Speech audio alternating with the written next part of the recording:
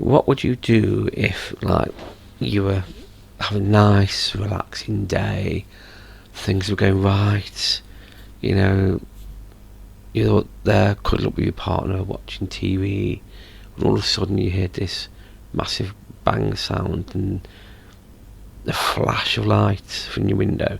Then you go and look out the window and you see this meteorite hit the earth right about a mile away from your house.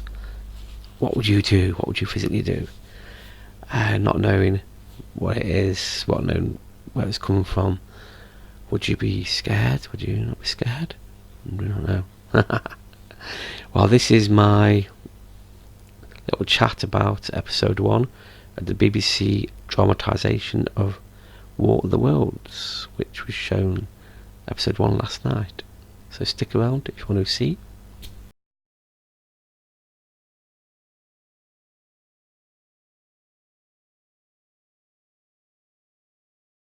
Welcome back. My name's Dan Keenan. I do reaction vlogs, other kinds of vlogs.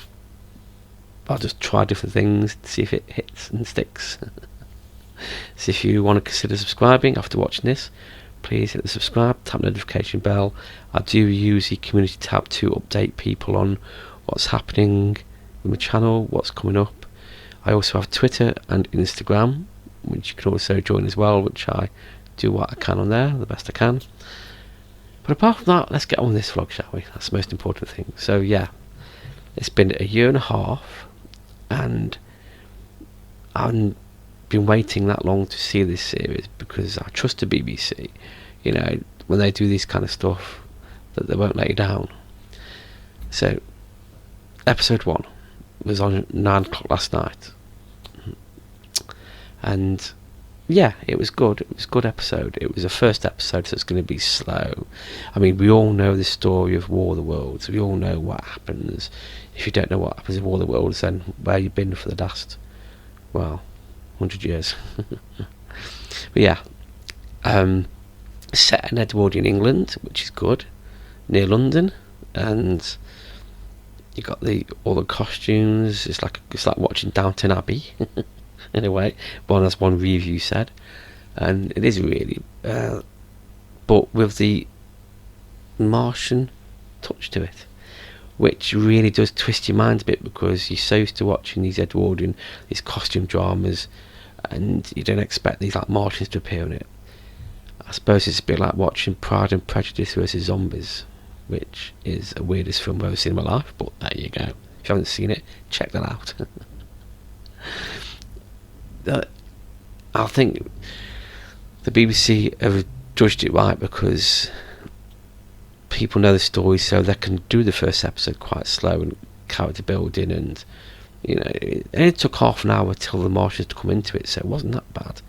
And it's an hour-long episode, so there's 3 hours altogether with 3 episodes. Yeah, I mean, the twists have done to it because there's a strong female character in this series that wasn't in the book, which is 21st century. It's a norm, which I don't mind, which is good. You know,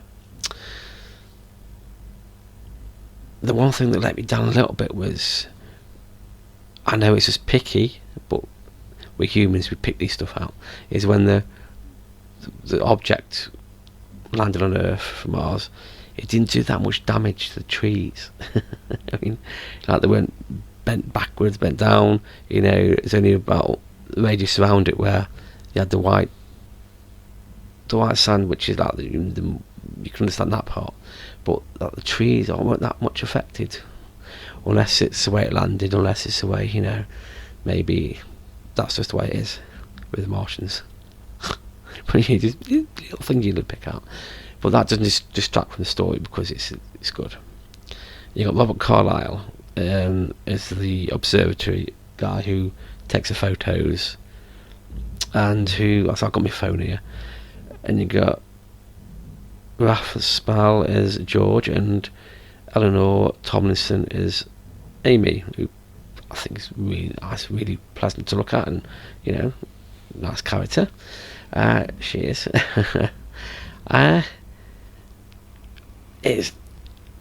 I'm hoping that episode 2 and 3, when it was all put together, it'll be a powerful drama. I mean, I know they show clips of part 2, which is next Sunday, which I will review again after watching it the next morning. I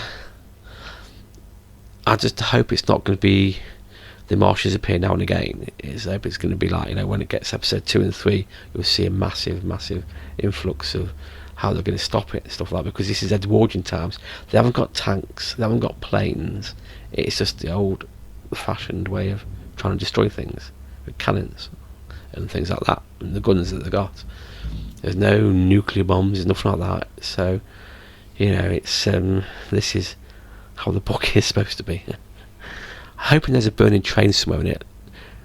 That's what I liked about the Tom Cruise one, when they got the burning train, thinking that's from the book, that's good. And I hope that there's ships in it as well. Yeah. So we shall wait and see on that one. I think once all 3 episodes have been on, once them all together, it will be a powerful drama. It will be powerful.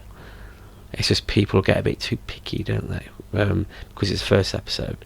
Because I've read a few reviews and they picking at it. What I did about the trees, but they're picking at how slow it is. But it doesn't matter, because we all know the story. We all know what's coming. It's just how they're going to portray it on the screen. That's all it is. What happens at the end. Well, it's just in between. Just hope that they can do a really good job, and the effects are very good for BBC. It took them long enough to do it, but yeah. So, have you seen it? What do you think? Do you think that part 2 and 3 will be better, or are you waiting for all 3 to be shown and watch it? Comment below, let me know. Nothing more I can say. Anyway, that's it. I love you all, and thank you so much for getting me to this many subscribers and be monetized. And yeah, see you soon.